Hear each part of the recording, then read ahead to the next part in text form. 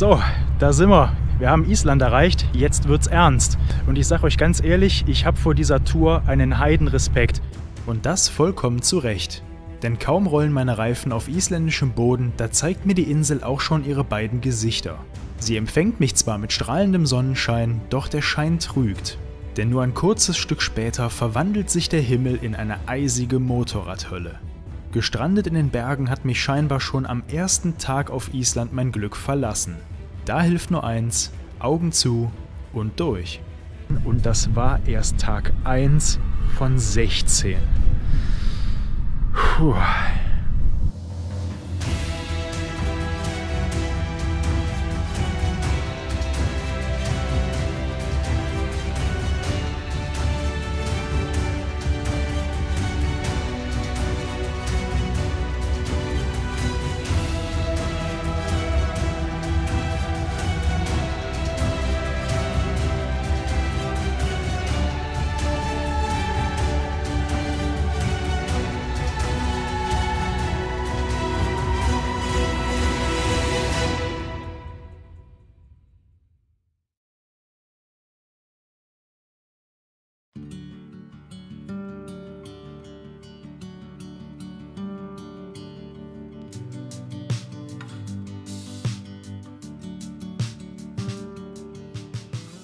Früher Morgen im isländischen Seyðisfjörður.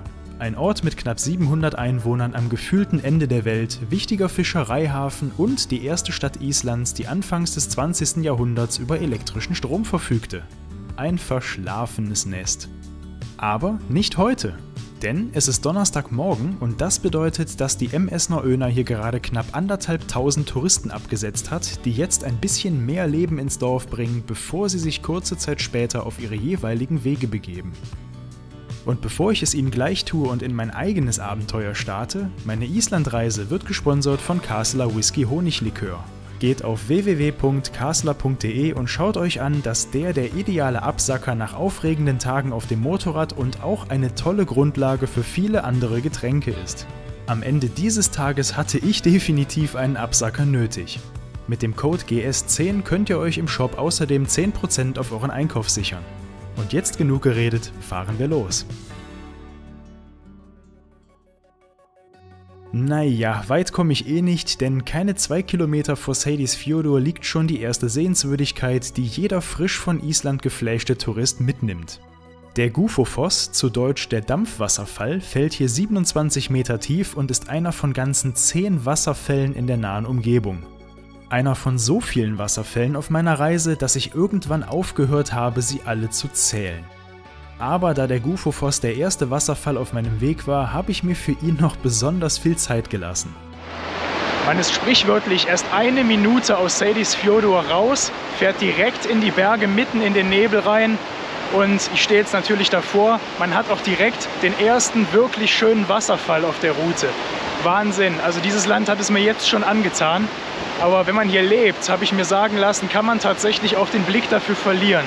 Das ist etwas, was ich sehr, sehr schade finde, aber auch schon aus Schweden kenne. Wenn man diese Natur jeden Tag um sich herum hat, verliert man ein bisschen den Blick dafür.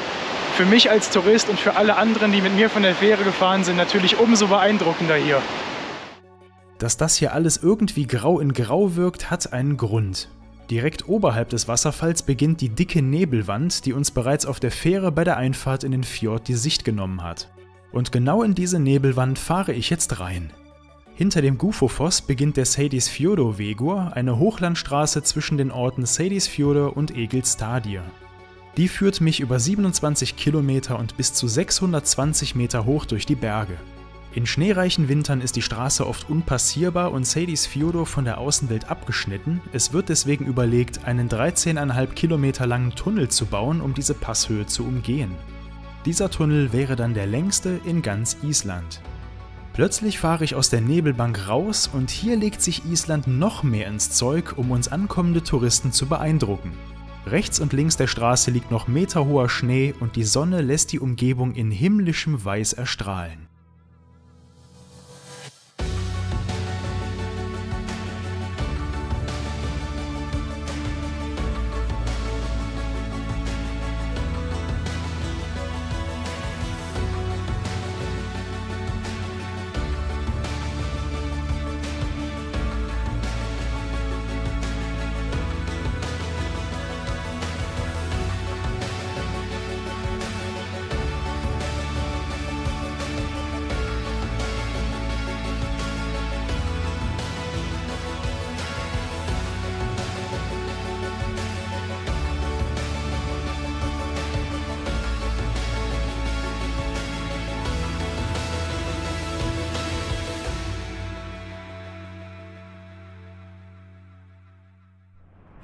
Soll ich euch mal was sagen? Das waren erst 20 Kilometer. Ich bin 2 Stunden auf dieser Insel und bin noch nicht weiter gekommen. So viele Eindrücke sammle ich hier. Am Ende werde ich mich ein bisschen beeilen müssen, denn in 3 Wochen muss ich die Fähre zurück nach Dänemark nehmen, ob ich will oder nicht. Von daher muss ich den gesunden Mittelweg finden zwischen alle Eindrücke aufsammeln und ein bisschen was am Gashahn drehen. Auf der anderen Seite des Passes erreiche ich die Anhöhe vor Egilsstadir. Von Nebel gibt es hier keine Spur mehr. Dieses Phänomen werde ich auf meiner Reise noch oft erleben, denn obwohl die isländischen Berge nicht besonders hoch sind, so fungieren sie doch als mächtige Wetterscheide. Nebel oder Regen auf der einen, strahlender Sonnenschein auf der anderen Seite. Nicht nur bietet die Anhöhe eine kilometerweite Sicht ins Land, sie bietet auch einen Anblick, den man von Island andernorts nicht kennt: echter isländischer Wald. Die Umgebung von Egilsstadir besitzt mit 600 Hektar Fläche den größten Wald Islands mit bis zu 9 Meter hohen Bäumen, was für ein so raues Land eine stolze Höhe ist. Erst einige 100 Kilometer weiter werde ich das nächste Mal wieder einen richtigen Baum sehen. Egilsstadir ist mit 2500 Einwohnern die größte Stadt im Osten Islands und damit bereits auf Platz 18 der größten Städte des Landes. Zum Vergleich, in Deutschland wäre das Bielefeld, und zwar mit 334.000 Einwohnern. Ich fahre ab Egilsstadir die Ringstraße 1, die einmal entlang der isländischen Küste führt. Und zwar fahre ich sie in Richtung Norden, eine Entscheidung, deren Tragweite mir damals überhaupt nicht bewusst war. Hätte ich die Ringstraße nicht gegen den Uhrzeigersinn in Angriff genommen, sondern hätte mit dem Süden der Insel angefangen, würde ich heute wahrscheinlich ganz anders über Island denken und urteilen. Denn ich hätte sehr wahrscheinlich eine deutlich angenehmere Reise erlebt.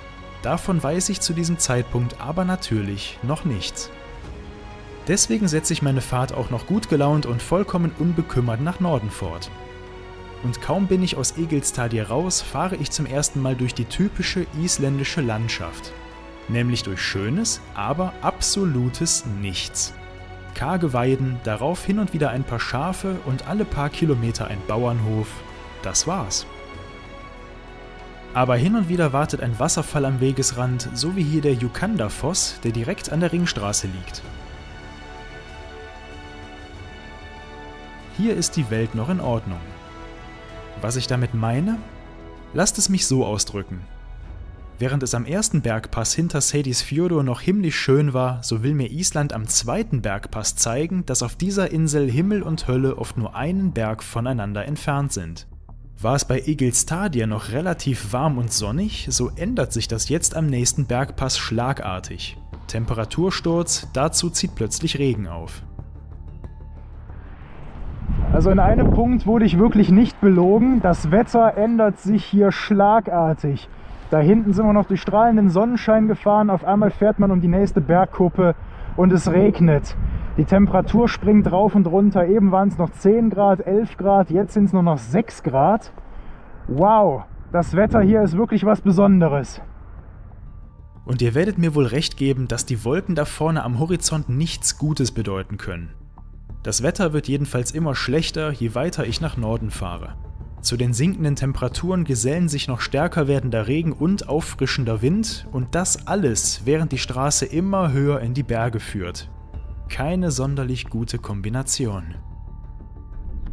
Puh, ja, da wäre es das am ersten Tourtag auch schon fast mit mir gewesen, denn was da oben auf dem Pass so nach Regen aussah, das war auch Regen, bis es plötzlich kein Regen mehr war, bis es nämlich Schneeregen oder Hagel war. Dazu frische Temperaturen von 2 Grad und ein kalter Wind vom Meer her. Ich merkte nur, wie mein Hinterrad auf einmal nach rechts und links schlingerte. Saurutschig. Hätte mich fast lang gemacht, das wäre es fast für mich gewesen. Das nach den ersten 150 Kilometern auf Island.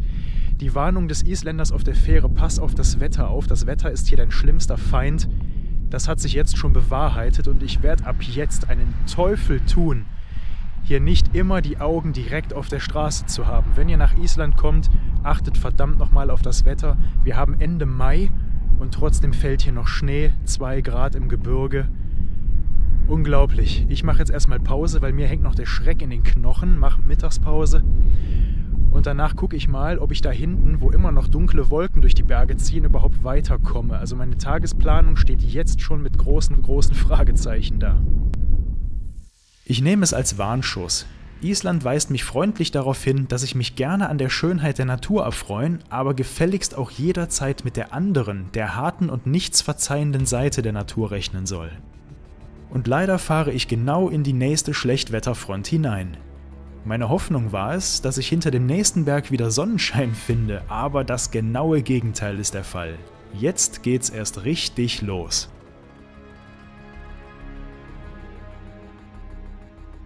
Laut Wetterbericht soll es nicht kälter als 8 Grad werden, das Thermometer meines Bordcomputers hat da eine andere Meinung. Und leider behält es recht. Mit dem Hagel könnte ich ja leben, wenn es denn nicht so kalt wäre. Denn so bleibt der Hagel liegen und bildet schnell eine rutschige Decke auf der Straße, die mich zum Anhalten zwingt. Wie würdet ihr euch fühlen, wenn ihr am ersten Tag auf Tour in einem fremden, rauen und kaum besiedelten Land plötzlich nicht mehr weiterkommt? Ich stelle mir in dem Moment eigentlich nur eine Frage. Und jetzt? Denn es hört einfach nicht mehr auf zu hageln.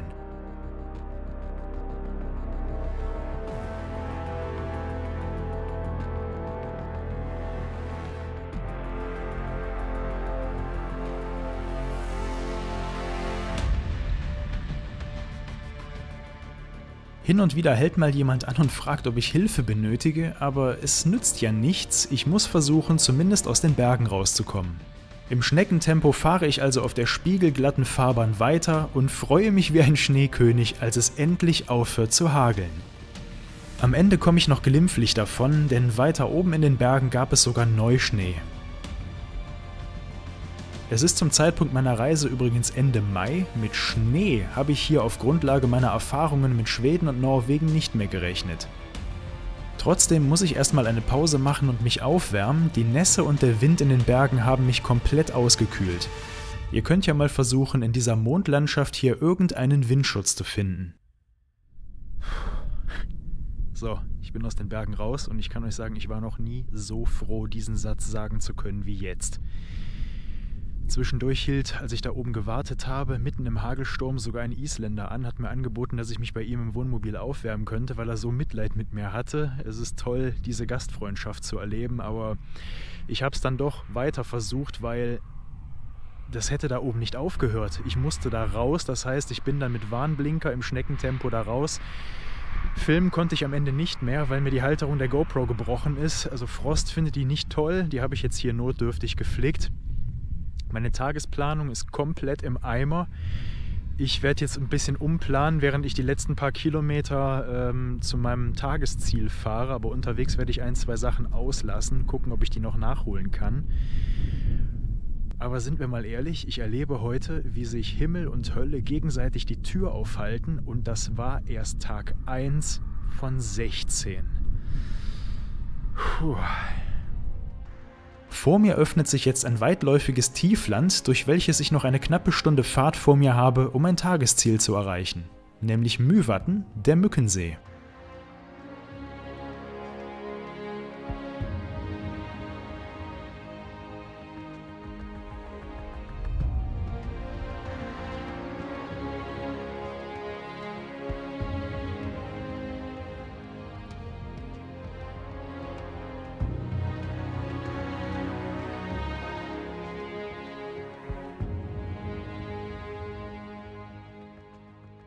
Unterwegs lässt sich sogar der Horizont passend zum Fazit des heutigen Tages unterteilen.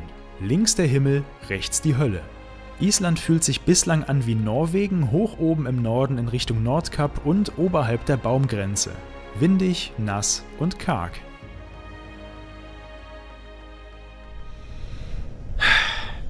Ja, Freunde, ich bin jetzt bis Mývatn durchgefahren, mache hier Feierabend, hinter mir ist das Zelt aufgebaut und das Nudelwasser kocht. Mývatn war auch eigentlich mein Tagesziel, aber es war nicht geplant, dass ich unterwegs so viel auslasse. Von daher, aus einer Nacht habe ich 2 Nächte gemacht, die ich hier bleiben werde. Und morgen werde ich mal zurückfahren, soweit das Wetter das zulässt und all das nachholen, was heute leider nicht stattgefunden hat. Ich bin wahrscheinlich nur ein einziges Mal auf Island und da muss ich versuchen, alles mitzunehmen, was ich kriegen kann. Naja. Ja, ich hoffe, ich habe euch nicht abgeschreckt, dass ihr weiterhin Bock habt, mit mir durch Island zu fahren, denn das war es jetzt erstmal für heute. Ich lege die Füße hoch, ich glaube, das habe ich mir auch verdient. Und mal gucken, in der nächsten Episode erkunden wir dann etwas zusammen die Region um Mývatn. Wie gut, dass ich ein gutes Stück wieder zurückfahren wollte, denn am Mývatn regnet es am nächsten Tag ohne Unterbrechung. Dafür habe ich weiter südöstlich besseres Wetter, als ich mich auf den langen Weg zu einem der größten Wasserfälle Islands mache. Der Weg führt mich durch eine absolute Mondlandschaft. 100 Kilometer nichts als Felsen, Schluchten und Lavafelder weit und breit, ehe ich am mächtigen Dettifoss stehe.